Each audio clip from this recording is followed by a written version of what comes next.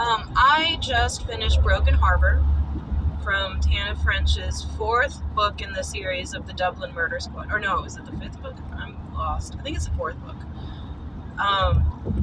It's told from the perspective of Scorcher.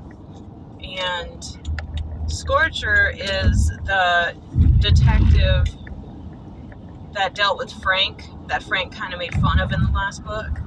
And he's like, he's really straight edge, kind of Superman type, too good to be true type of guy that's kind of dorky and corny and always trying to be positive and all that other junk. So, he is, let me take my, go home, okay. I feel like I'm going the right way. So it opens up with, here's his backstory. Let's just get that out of the way. He had 2 parents and 2 sisters. And his mother was severely depressed to the point of suicidal tendencies and self-harm. And because of this, back in the day when he's an older guy now, so I guess this probably was mid to late 80s, early 80s. They didn't have a lot of trust in the mental health industry. So the family just kind of kept it quiet, tried to take care of the mom, and she ended up drowning herself in a lake at a family gathering that they'd gone on a little family vacation to this place called Broken Harbor. And the day before, because she did this at night, the day before she did this, her last interaction with her son, Scorcher, which isn't his real name, but who cares, was he wanted to go play with his friends, and she was like, come sit with me, and everybody else was gone, and he was like, I gotta go, Mom, and she's like, no, just for now, just sit with me. He was like, fine, and she just starts trying to give him her kind of last living message to him, be sure to be good to women and be a good man, and you're stronger than you think, and all that other junk. And he's just like, I gotta go live my life. I want to go hang out with these friends of mine. Can you wrap this up so I can? She's like, just stay with me until they get back. And he's like, they're nowhere near getting back. They're gonna be gone for hours and ages, and I'm gonna be stuck here with you. And I want to go. It's my last day of vacation. I want to go see my friends.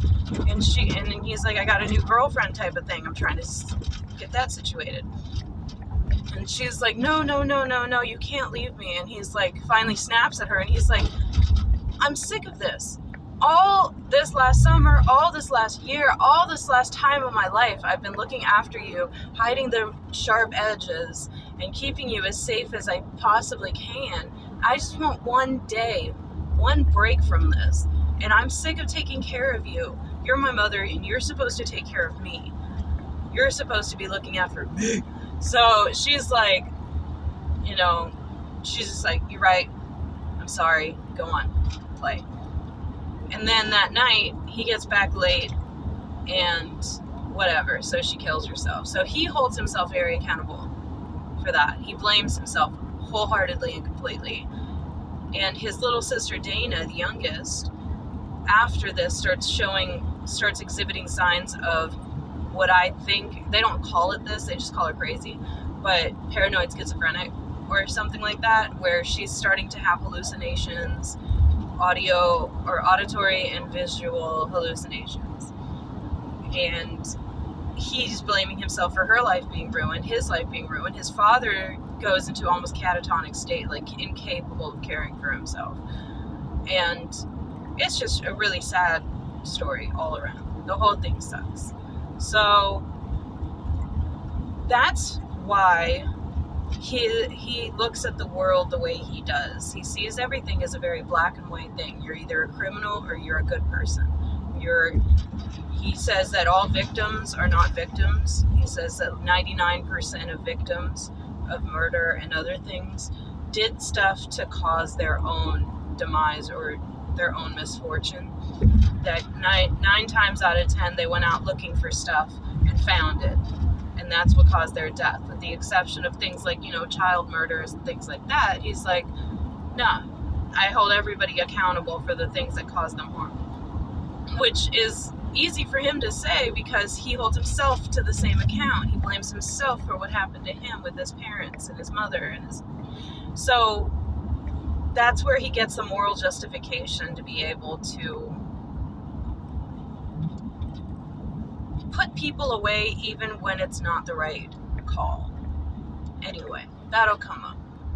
So this story, after all of that, that's his backstory. His actual story, where the book really starts, is 2 years after his dealings with Frank, where he just dismisses it as, I trusted a friend and I shouldn't have done that. And he can't seem to keep a partner. And he seems to be the guy that trains all the rookies, like the first years. He like trains them because he's got a really, really strong solve rate. So because he's almost always getting the guy, he's almost always successful in his cases and endeavors, he doesn't feel the need to have a partner or to have anyone to rely on. And so this guy that he's training now is called Richie, and he's from one of the Faithful Place-like projects. He's clearly from like a rough neighborhood. He just looks like a criminal, and that makes Scorcher look at him sus, like, I don't trust you, and you're not gonna make it, and you know, you're just a squeamish little criminal dweeb. But he's like, all right, whatever. I'm gonna try to do my best for you and then send you on your merry way because I don't trust anybody. I don't get close to anybody. So this case comes up, and it's in a place called like Bryanstown, but it's actually Broken Harbor. It's funny how that keeps freaking happening. But anyway, so the worst day of his life, just like in the first book, the worst day of this person's life is the same location as the case that this book story takes place. The odds of that ever happening, and for, you know, it's just interesting. But, oh my gosh, so you're gonna go, I hate everyone, and now everybody's on my ass. Please go. This guy's driving a flatbed, and he's acting like he's hauling 16 horses. For crying out loud, man, just don't be a Rebo anymore if you can't drive. That's pretty much a qualifying necessity in order to do that job. Whatever. Alright, so he takes the case because he's like, ain't nothing gonna hurt me, I'm already hurting myself. I don't know. Anyway, whatever. He goes to what used to be Broken Harbor and what has currently been renovated as a newly created suburb with those new houses that are badly made, and it's just trash. Every house is like, it looks perfect, it looks pretty, but you can feel like, you ever see these new model houses and it's like you sneeze and you got to put up drywall? Like, that's how it feels. And I get the feeling, I get the vibe. It's like, congratulations, you bought pretty with no substance. You went out and got yourself a Kardashian. Let me not hate on Kardashians. They're doing fine. They got their own problems. Anyway, so he's driving around the neighborhood, and it's eerie because, okay, so he wasn't supposed to take Richie on this case, but he convinced the super to let him. He was like, I trust him. I got this. Ain't nothing he can do. This is a pretty simple case from what I can tell. So he's got Richie in the car, and they both kind of get really quiet when they drive through this neighborhood of newly create a new subdivision, because there's something off about it, and they can't figure out what it is until they realize that it's all perfectly brand new homes, but they're all empty, and the lawns are unkept, and there's no cars in the driveway, there's no wear on the roads, there's no oil stains on the paved areas or the parking areas or anything. Like, he's like, this is really, really weird. And when they finally get to the house, it's like the only occupied house besides one other one in the entire area. And he's like, this is like, whatever. So he gets there, and the sister of the victim is out front, just kind of like freaked out and 1,000-yard stare. And so here's what the murder entailed. There's 2 adult bodies downstairs. So, and they're the parents of the 2 bodies upstairs. The 2 bodies upstairs are children. The children of, yeah. So I think it's like 6 and 3 is the ages. And they were suffocated in their beds with a pillow. Downstairs is the 2 parents have like crazy stab wounds, but one of them isn't dead. It's the sister, the woman. Nope, can't remember her name. It'll come to me later. Anyway, so she gets taken off to the hospital, and when they arrive, she's not there. But the downstairs is covered in blood. The dad is, all hacked up. And they're like, okay, somebody broke in. What happened? But the back door is locked from the inside. And the alarm isn't, the house's alarm is set. It's not gone off.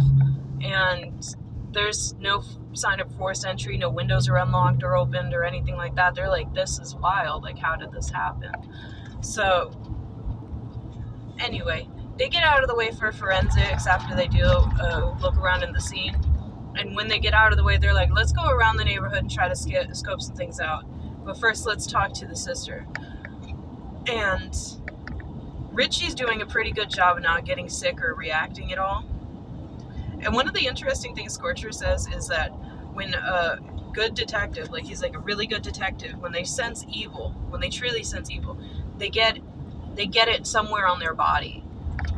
It's like some people get it in their ears, they hear a pitched whining or something. He's like, some people, they get a headache, some people get diarrhea. And Scorcher gets like, I think he gets a tingling in his skull, like I don't know.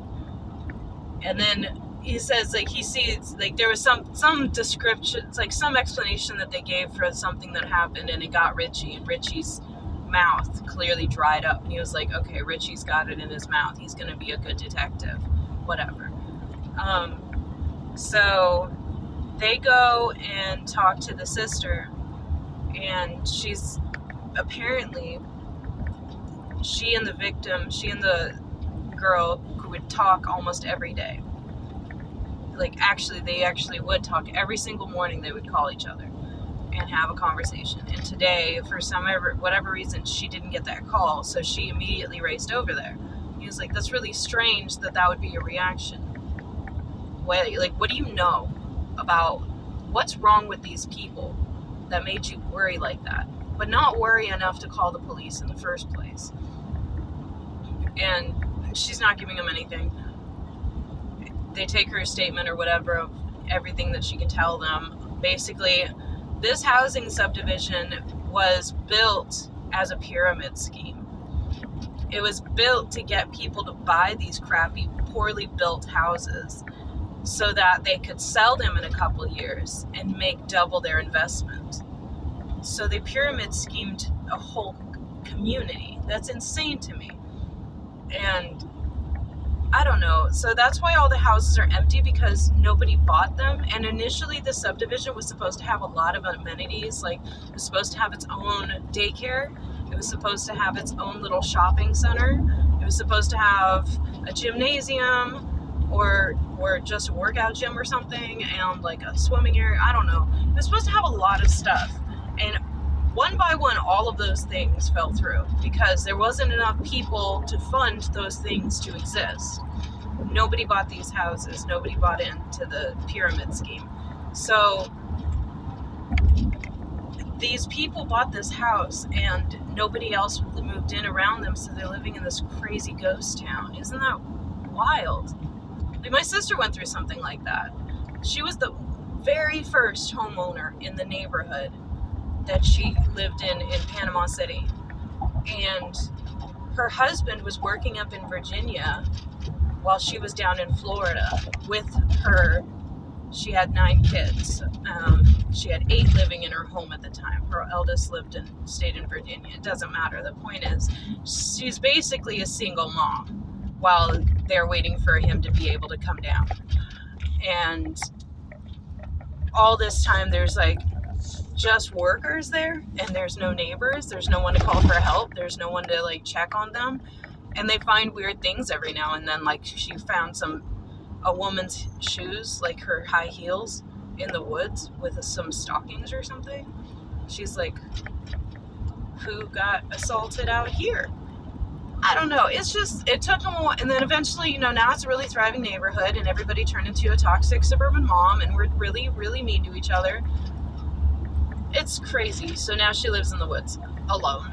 Like, they're not alone. Her husband's living with her. Her kids are living with her. But there's like no neighbors to speak of.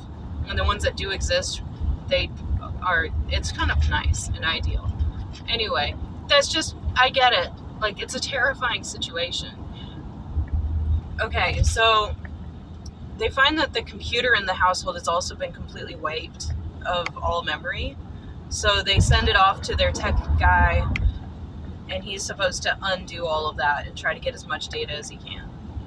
While that's going on, it's time to do the autopsy with our favorite guy, Cooper. And Cooper does not like Scorcher. And he gives him a hard time. So it's the first time that Cooper hasn't liked our main character. And he hates Richie because Richie, they're doing... This is really strange for me. I don't understand why the detective would need to be present for the actual autopsy. You would just need the report of the autopsy. You don't need to be there to see it. You're not trained for that. You're not taught to deal with that. That isn't something that you should have. I get it if it's like a rite of passage and you just need somebody to like suffer through the one time because that's what we all do. But I don't know. Anyway, they go through the dad's autopsy and they, put the peeling off of the face and then all the stuff that it goes into that. And then they get to the daughter and Richie doesn't do or say anything. He just leaves the room. And that's a big no-no. It's like, oh yeah, that's where you draw the line at manhood. I don't know. It's stupid. It's so stupid. That's stupid stuff. It's like, what else? What else is important to being a cop? You have to walk into a house. Do you also have to be able to be watching the house get constructed? Like, what realism? Do you need to get training from the IT guy in order to understand what he's doing while he's decoding and unprocessing or whatever, backtracing the freaking, why this? Why does this have to, anyway, I just got mad because they were mean to Richie, and Richie's like this really sweet guy. He's one of those, grew up from the hard knocks and has a heart of gold, like the highest sympathy. Like, there's something about people like that. Like, they'll kill you for hitting your dog. Like, that's who he is. And won't judge a person for having a disability or anything like that. Like, they're like the most wholesome people out there. And I don't know. Anyway, so they get through the autopsies. They find some fibers from the pillow in the mouth of the daughter, and it matches the pillow in her room. They still don't know who did it, but they're like, we got fibers, which tells us that we can find those probably on or around the person that did this. That'll help us in the future. They go to interview, I think I'm gonna call her Kate. They interview Kate, okay?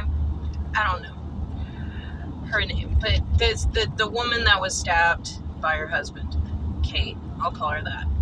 They go to interview her, and she's catatonic, and Scorcher can tell she's not being super honest. And he's like, hey, why did your sister miss your phone call and panic? And she's like, what? I don't know. And he's like, another thing he noticed was there's a lot of holes in the fragilely thin walls in that house. He's like, it's really strange that you kept the house so perfectly spotless, but there were holes in the walls. Like, what's up with that? She's like, oh, that's just some DIY stuff. That's like nothing. He's like, also, another thing I noticed, you guys have like a buttload of, not security cameras, like child monitors, those monitors that parents have to keep whatever. He's like, yeah, I found like a ton of those. What's up with that? Like, why do you have all of that? She's like, oh, it was just like a game that he was playing with the kids. I don't know. he's like, bitch, you out here. Stabbed in the face. What are you thinking about? Anyway, he's like, all right, she isn't going to help us. And he's really, really dead set on not blaming Patrick. He knows that it's most likely that it was Patrick, and he initially was going to blame Patrick because he could tell, okay, so Patrick had lost his job, he couldn't find work, and they were about to lose the house. So he's like, that's enough stress to make anyone flip out. Who knows? You know, he probably just snapped. He killed his whole family. But the wounds on Patrick aren't self-inflicted. And on top of that, even if it wasn't a stabbing fight with his wife, I can't remember what it was. There was some interaction Pat had or something where it was so obvious that he loved his wife and that he wasn't the type to do that. Anyway, so he's like, I'm going to start defending Patrick's honor with very little reason to do so. But like later it's like because you find out that it's because back when his mom killed herself, everybody blamed his dad. And he took that very personally. So now he's kind of like, anyway. All right. So there's a lot of running around and trying to find little odds and ends. But one of the things that they find is in the neighboring houses, there's one house that's like completely open and it hasn't been finished yet, and there's like a little camp set up inside, like a sleeping bag and binoculars. So they're like, all right, somebody's stalking, and it's facing these people's houses. I think they're called the Spains. It's facing the Spains house. So you can see in their kitchen, you can see in their bedrooms, everything. And he's like, suspect number one. All right. So they have people stake out, and he has a female police officer that looks similar to Kate walk around in the house and just kind of be there dressed like a civilian to try to draw this person. And he's like, I don't want anyone to even interact with him until you call me. I don't want him to get away. And he kind of wants to be the one to put the cuffs on him and whatever. But before he gets to participate in the stakeout with Richie, he sends Richie there overnight, and he has to go deal with his little sister Dana, who's having a psychotic break. And I love her. She is so freaking great. She's so well written. Her mind, I love her brain. It's so well written. And I have family that's paranoid schizophrenic. I get it a little bit, and it's pretty well, it makes a lot of sense. So I would say that she's probably not just schizophrenic, but also got some borderline issues or something along those lines, because she's incredibly impulsive, and not just like schizophrenic people. That doesn't also, you'd have to have it paired almost with another personality disorder in order to be this bonkers, like, you know, acting up like this. She's like, has multiple boyfriends all the time. They only last a little bit, a while, like high promiscuity. She stays in like kind of dumps. She doesn't like nice places. She feels judged by them. And when she hallucinates in a nicer place, like I guess it's meaner to her than a dump. She likes the personality of a dump. And I don't know. She's just awesome. So he has to watch her. He can't get Jenny to watch her, his sister, because her kids are sick. And she's like, I don't want to get Dana sick. And it's like, whatever. He can't get anyone to help him with this. So he gets Dana to go to his house, and she's just being impossible. She's just going on and on and on and on and won't stop. And because she's got high paranoia and is unmedicated, anything he does, she will misinterpret.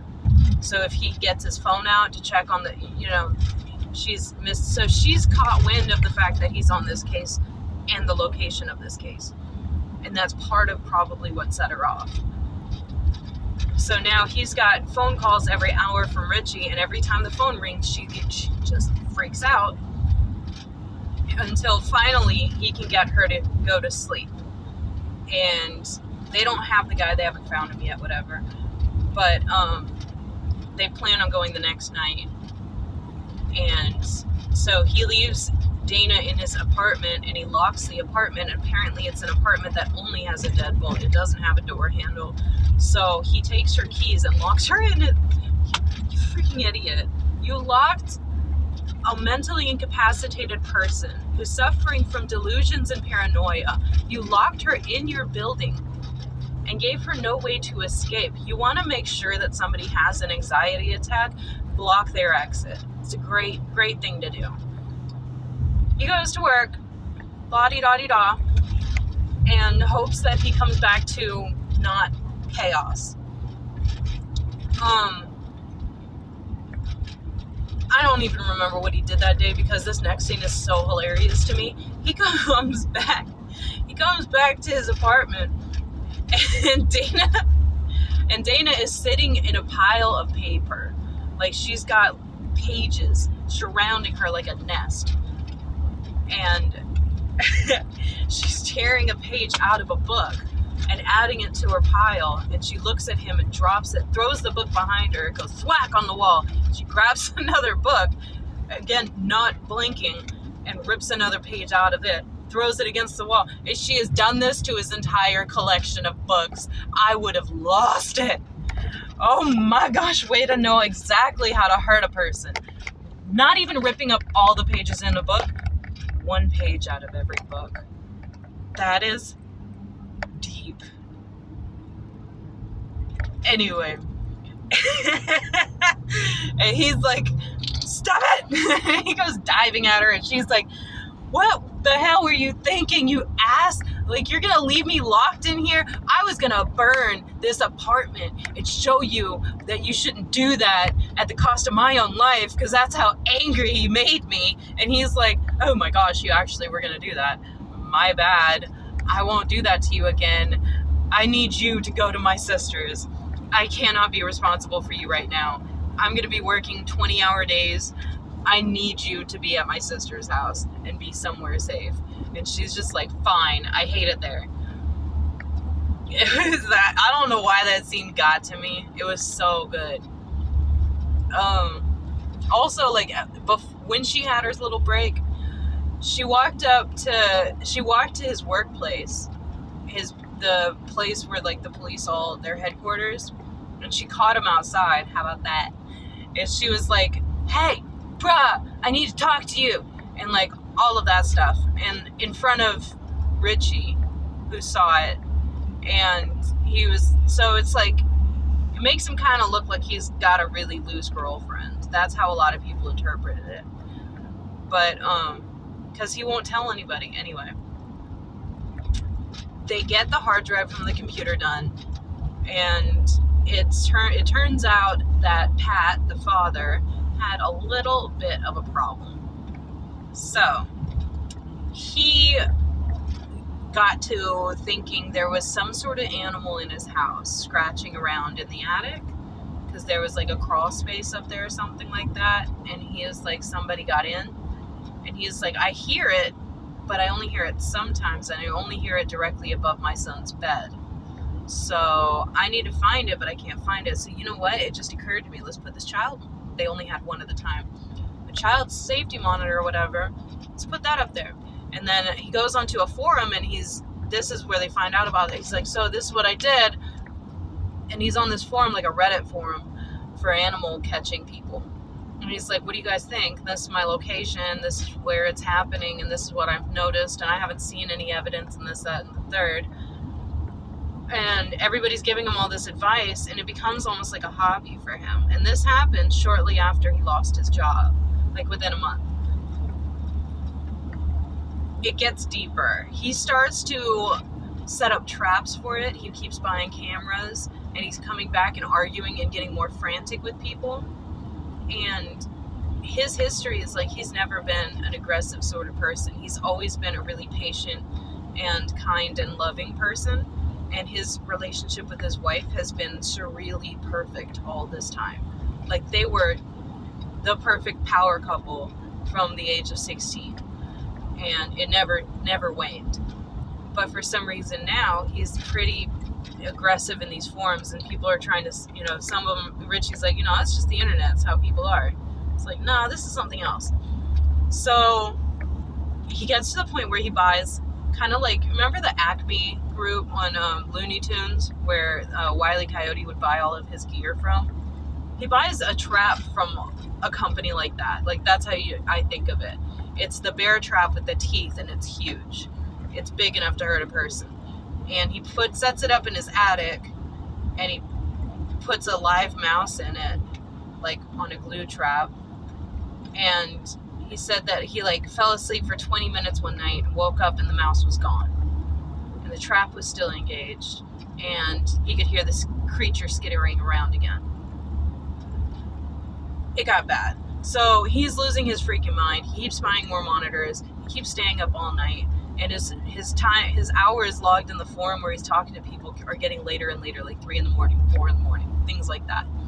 So when they're reading these forums and all of these searches and stuff, they're starting to put together, he's losing his grip on reality. They're like, okay, so Pat's up there. They catch the guy that's looking into the apartment, or in the lurker. They catch the stalker, and can't remember his name either. I'm gonna call him Corey. So they get Corey into the interrogation room, and they're like, "What's up, ho? What you up here doing?" And he's like, "I did everything. What do you want me to say? I killed him." And they're like, "How?" He's like, "However they're dead, I did it." And they're like, "That's not good enough." But, Scorcher's like, "That's absolutely good enough. That's good enough for me. Let's wrap this case up."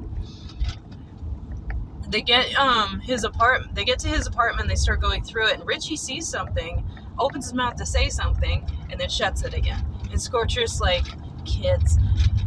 He's like, "I know he saw something, and he's trying to figure out how to tell me, but I'm not gonna push it because he'll tell me when he's ready. It's not that serious. Everything's fine." And then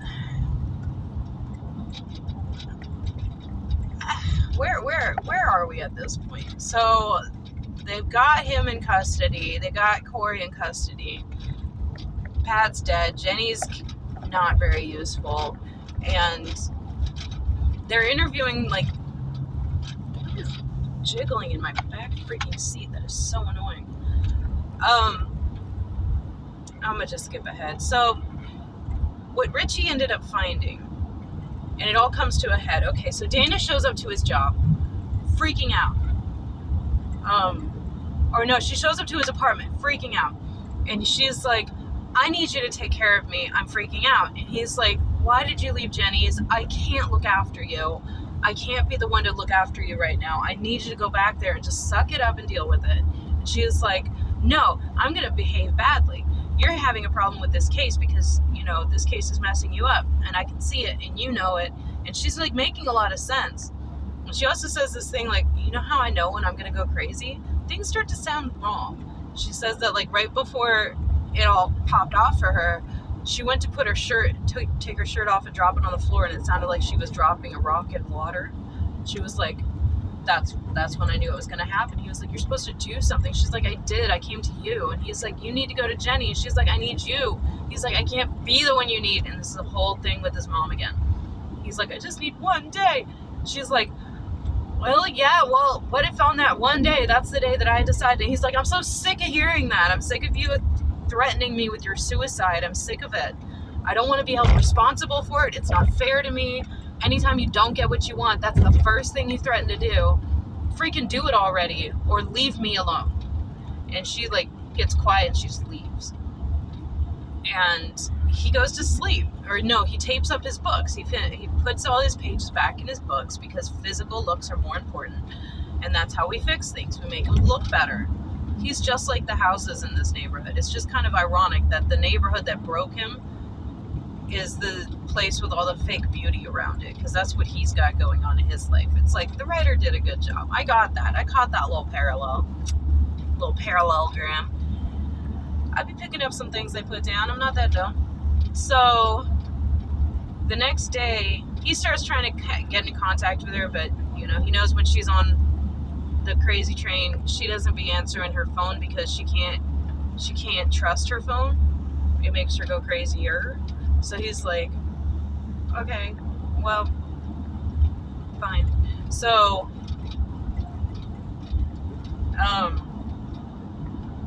who freaking cares?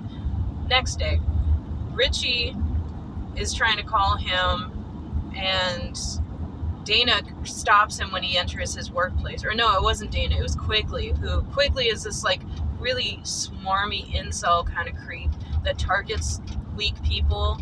Like any time he can smell that somebody is weaker than him or suffering or struggling or having a hard time, he just needles in and picks on them to make himself feel better or stronger. And he probably only has a job because he did this with the right one and he's got some dirt on somebody. Anyway, he stops Scorcher in the hall as he's, or whatever, and he's like, hey, so I found your hooker, whatever. So essentially, the story is Dana had come to the job trying to get in contact with Scorcher because she had evidence for the case he's working on, and quickly threatened to arrest her, bullied her, mistreated her, did everything that he could do within his technical power without crossing any technical lines to scare the life out of her and to threaten to lock her up, which, you know, that's the last thing she needs in her life. So she leaves, and the evidence is in a bag that he's like, I don't know where she acquired it. I don't know what happened. And he holds it up, and it's a fingernail that matches the fingernail of Kate. That, you know, she had some busted up fingernails. And it's got fibers from that pillow in it. So Scorch puts it together right there. And he stops reacting in frustration, and he calms down immediately. And he acts nonchalant. He's like, we've got a strong enough case. We don't need that. It's fine. I'll go turn it into the super and tell him what happened. And Quigley's really disappointed in that. Then Scorcher goes and he gets Richie, and he's like, we need to talk. And then he goes, he takes him to an interview room that nobody ever uses, and he throws the evidence on the table, and he's like, what is this doing here? Because he figured out that's what Richie found in the apartment. And that's what he didn't want to tell him. So Dana had gone and followed Richie home from work. And that's how, I don't remember what she was trying to do, but other than just intervene on her brother's behalf and get Richie to help get her brother off this case, because she's worried about him, and she's also not acting in her right mind. So this sounds like a completely normal thing to do. And she didn't let Richie know that she was Scorcher's sister. She just said they were old friends and that she's worried about him. And then they slept together. She and Richie slept together. And when she woke up in the morning, she saw the evidence bag, realized Richie's not as trustworthy as she had thought he was, and leaves with the evidence to go and tell Scorcher. That's the one smart thing that she did. The problem is she's still going through a manic or psychotic episode, so the way that she did it didn't work out very well. Like, she, you know, anyways. That's what happened. He still can't get in touch with his sister. He can't find her, but he tells Richie this whole thing. And he's like, what were you thinking? And Richie's like, she just wants to kill herself and be with her family again. What's wrong with that? Let's just let nature take its course. That's why I didn't want to tell you. It's fine if people think Pat killed his family. It's fine if people think that this stalker killed the family. She just wants to kill herself. Isn't that worse than what we're going to do to her anyway? Like, she's going to punish herself. So why do we even need the justice system in this case? Let nature take its course. And that ticks Scorcher off heavy, because his perspective on criminality and murder and stuff is that it's absolutely natural. There's a line that we drew in the sand between the caves and the outside wilds. This is how he sees it. And when we drew that line in the sand between what is wild, the monsters in the night, the predators and the prey, versus what we defined as civilized so that we could sustain ourselves, live and thrive, that's where he stands, is between the cave and the outside world. He is the line between black and white. So when Richie says, let's let nature take its course, he's like, you are in the wrong field. This is the wrong job for you. You should not be worrying about what we are opposing nature. It's nature for rats to eat their young.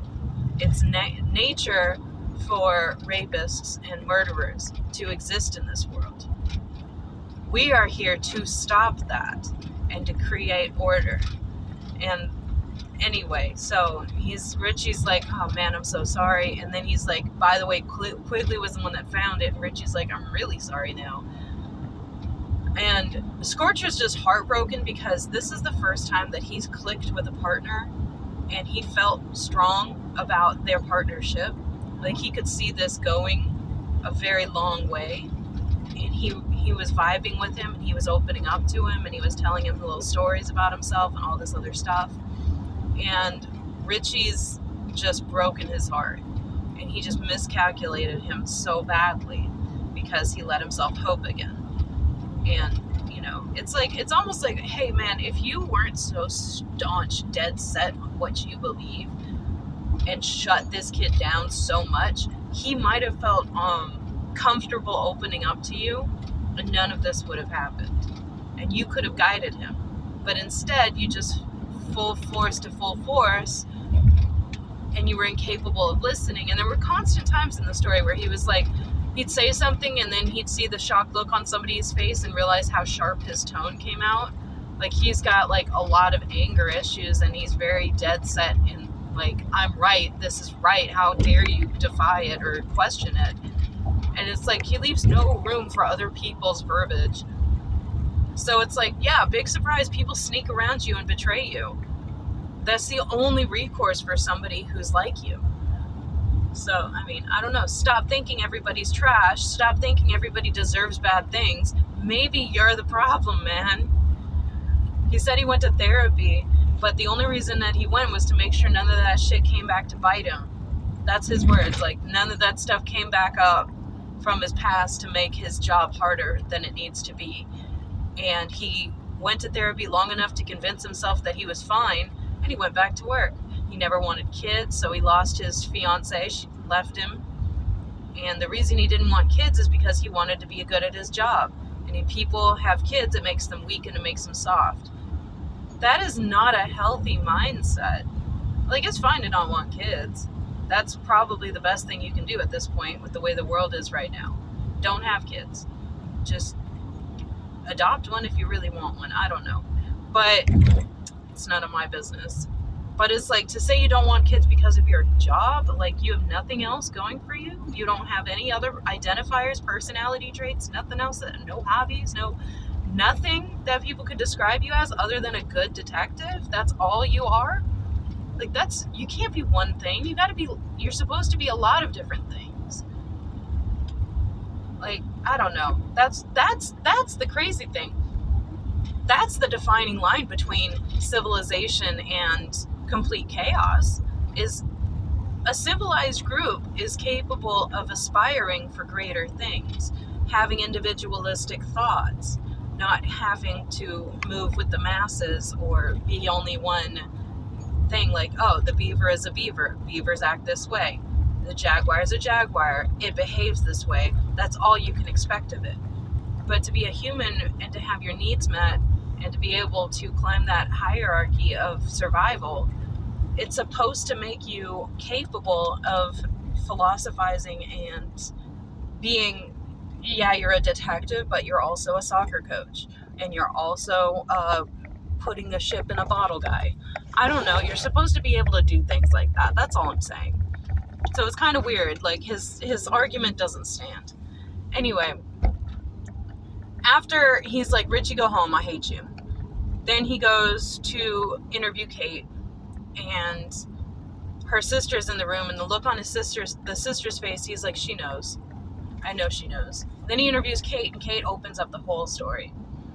And he's like, he has a picture that her daughter drew that he found in the stalker's house, of the whole family and what he thought was a cat in a tree. But the more he looks at it, the more it's got teeth and scary eyes. And he's like, that's the animal that Pat was looking for. And she opens up the story. I personally was thinking carbon monoxide poisoning for the kids, and then the parents killed each other fighting. That's what I thought. Also, carbon monoxide poisoning, doesn't it also create hallucinations and delusions? Anyway, I'm probably wrong. But what actually happened was mass psychosis. So Pat started to lose his mind a little bit with the animal in the walls. Kate started to lose her mind because she was like, I'm going to make this house as perfect as I can. I'm going to clean everything that I can clean and make this house spotless, cook the best meals I can until Pat gets a job so that he'll feel welcome and he'll feel comfortable in his home.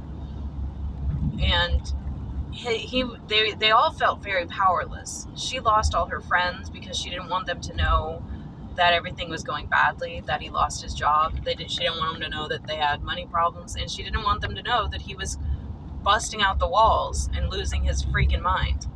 And it was to the point where he wouldn't even sleep in her bed anymore. He was staying up all night monitoring these cameras, and the kids started talking about it, so she pulled her youngest out of school. He was in daycare, and she convinced her oldest to stop talking about it, and she was like, it's just pretend, it's just a joke, it's daddy's a little silly. And it wasn't until she started to have delusions herself, she would like, not delusions, but like, I don't know, yeah. So she would lose time. She would forget things. She would get ready to go to the store, and her daughter would be like, Mom, we already went to the store today. And she'd look, and the cupboards were full, and she was like, I guess we did. And she also, she would keep notes in her conversations with her sister because she couldn't tell if she had remembered the things what she said yesterday. Like, it was bad. And one thing that Corey did was he was stalking them because he was one of their best friends back when they were 16 and everybody was just a group of kids hanging out. He was their best friends, their biggest fans. He was in love with both of them. Like, not even in a romantic way, more like an infatuated, like, if you can make it, I don't want anything that doesn't look like what you have. And when they bought this house, he had tried to tell them it was a pyramid scheme, and they didn't want to hear it. And they kicked him out of their house and were like, don't ever talk to us again. And that killed him until like about 2 years later or a year later or whatever, he just drove by to check on them. And that's where the stalking started. Then it became a constant drive-by thing. He didn't know how to tell them and say, hey, I'm sorry you're suffering. I'm sorry you're going through this. Because he didn't want them to think he was saying, I told you so type of thing. And it's like, just suck it up and say, I don't told you so. I'm just sorry that this happened to you and I love you. But, I don't know, pride on pride on pride. And she didn't want to tell anybody her husband was losing his mind because she was like, I don't want everybody to be able to laugh at me and my husband. It's like, yeah, right, whatever. She's like, I don't want the shame that comes with, it's like, needing help. How is that something to be ashamed of? Anyway, then it came to a head that night when her daughter started screaming in her bedroom, and Kate ran upstairs and was like, what's going on, what's happening? And this is the night of the murder. And she's like, it's in my closet, it's gonna get me. And the mom, like, the animal? And the daughter's like, points to the picture she drew. She makes her take out her backpack, whatever. And she's like, yeah, I'm sorry, Mom. I didn't want to talk about it, and I didn't want to tell anybody about it, but I've been seeing it, and it's going to get me. And I've been seeing it too, and I'm really sorry, because she knew that her mom didn't want her to see it or whatever. She knew that the animal was the biggest problem in their house, and she was trying to keep it together, even though she was losing her mind too. And the littlest was losing his mind from the beginning. Like, he's really 3-year-olds, 4-year-olds, whatever. He was really susceptible. So this woman is like I'm crazy, my kids are crazy, and my husband's crazy. And that's where she was just like, okay, well, I'll sit here, I'll put you to sleep. And then after her kids fell asleep, it was time. And she just decided it's time for us to go. We're not supposed to be here. Like, she goes crazy and goes and kills her kids. So her daughter at one point fought off the pillow and then she got it back on her face. Like, it was a pretty brutal graphic. Anyway, then the mother goes downstairs and she sees Pat. Like, first, before she did this to the kids, she had tried to talk to Pat and be like, Pat, it's not there. It's not real. You're having a hard time, but this needs to stop. And Pat's got his hand halfway in a wall, thinking that he's going to get this thing to bite him and he's going to drag it out and kill it. And he's like, it wants me. It wants you guys, but it wants me first. And it's just messing with me. You can't hear it. Can't you hear it? Like, he's like at that point of crazy.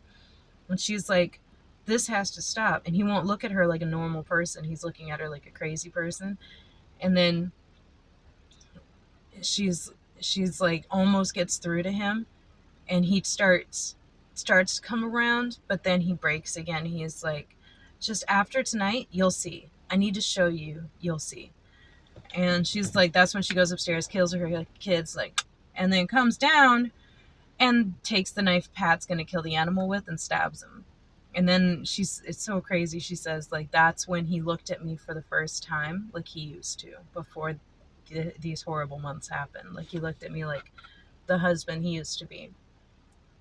Ugh, stupid. So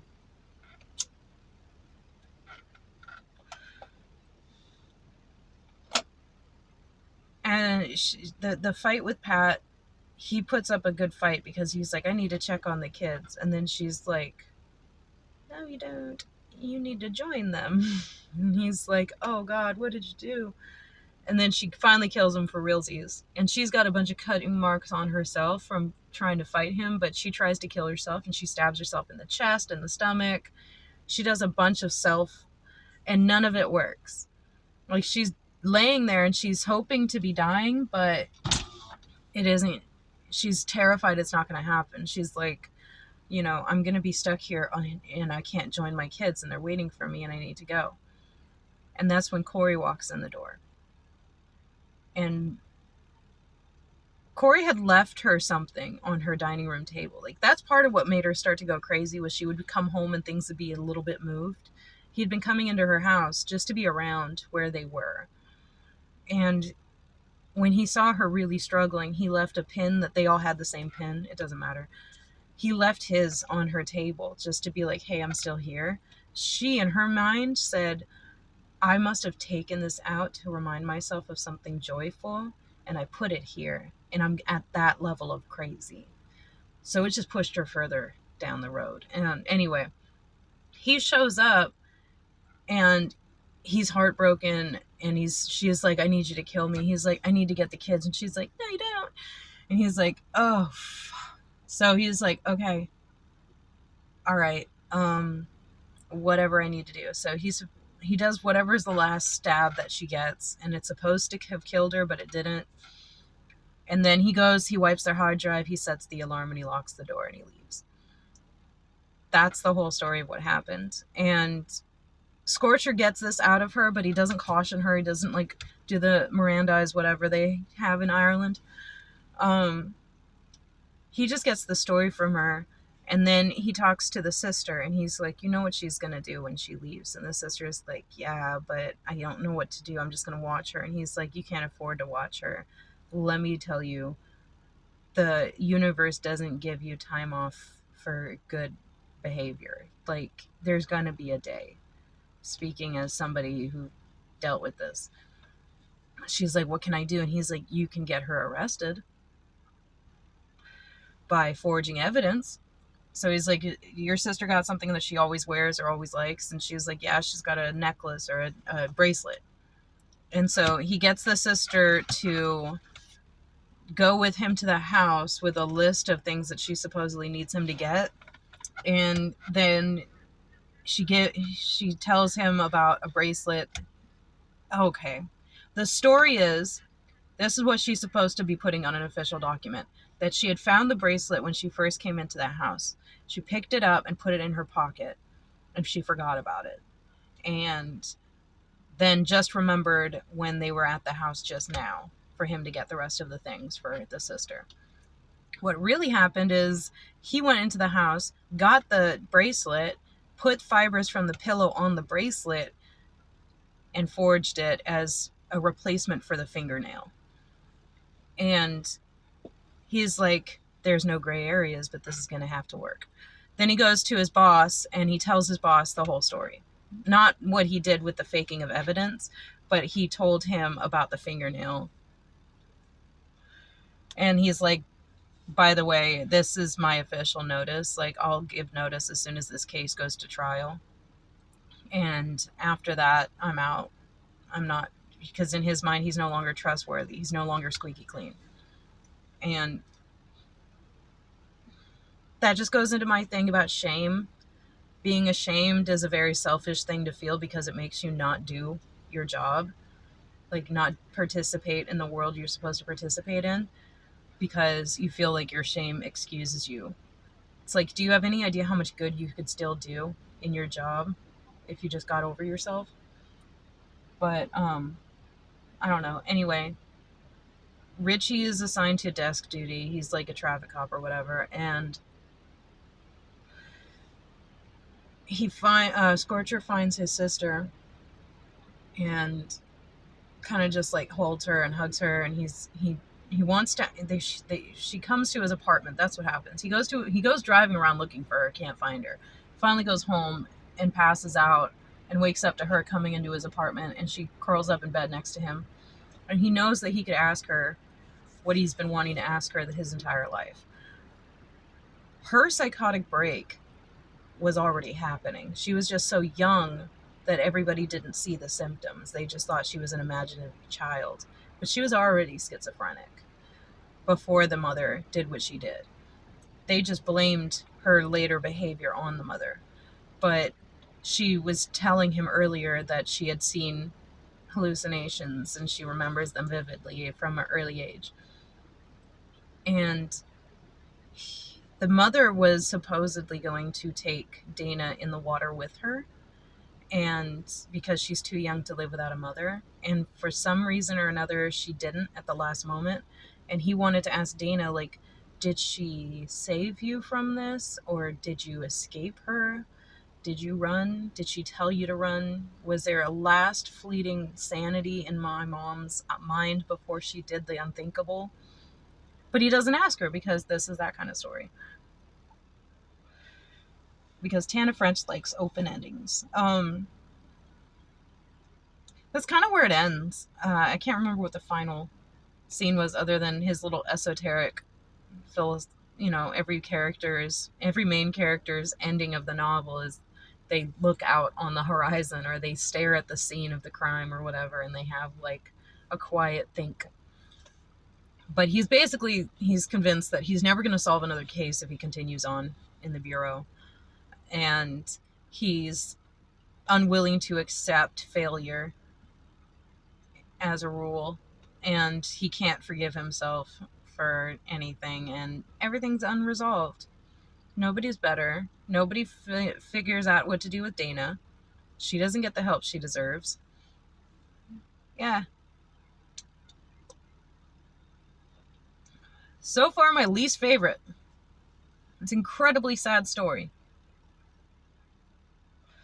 All of Tana French's stories are incredibly sad stories. Frank's was really depressing, but this one really took the cake for me. I don't know. Now I'm reading Holly's story, Frank's daughter, and it's called The Secret Place, and I love it. This last story,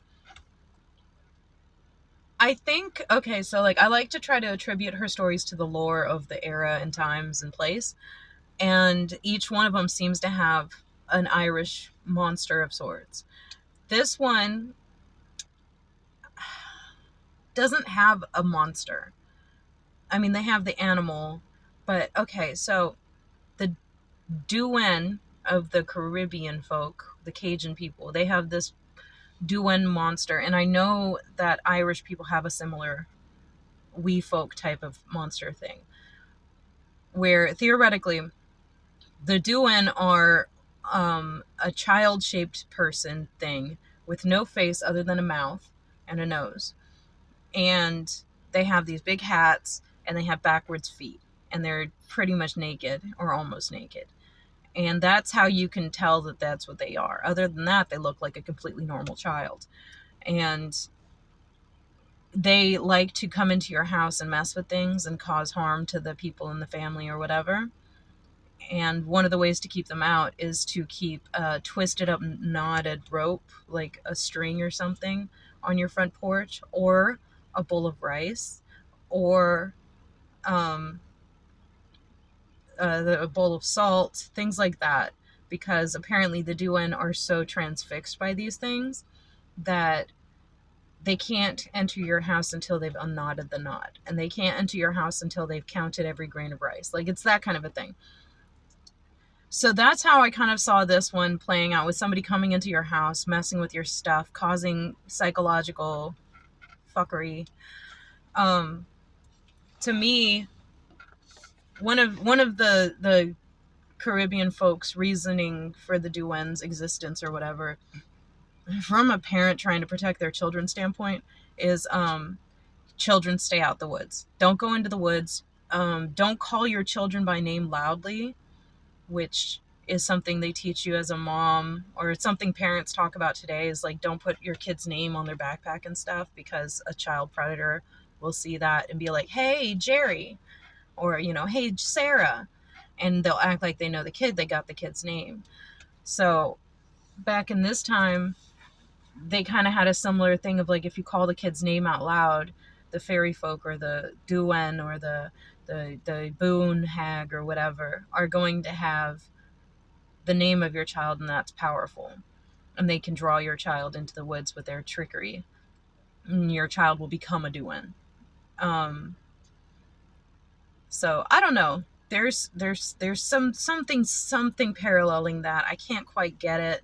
I can't quite figure it out, but it's there. And I don't know. This story really got me. But I'm in Holly's world now, and it's kind of an academia story, you know, like Harry Potter-esque. Like, all these kids are in boarding school, and they are trying to have they have actual witchy stuff happening.